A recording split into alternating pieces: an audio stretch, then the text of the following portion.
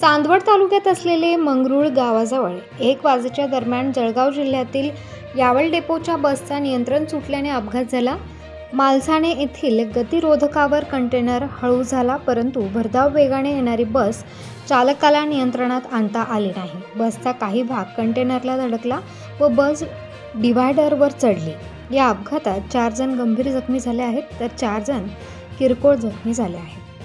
सदर अपघातग्रस्तांना सोमा कंपनीतील शैलेंद्र आहेर, संतोष साबळे, मनीष मोरे, राजेंद्र सोमवंशी, समाधान शिंदे, ऋत्विक सोनवणे, कैलास आहेर, सुखदेव आहेर, राहुल ठाकरे यांनी घटनास्थळी येऊन मदत केली।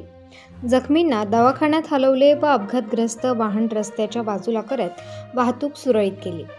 प्रबंधभूमी महाराष्ट्र न्यूजसाठी वैभव भांबर, चांदवड।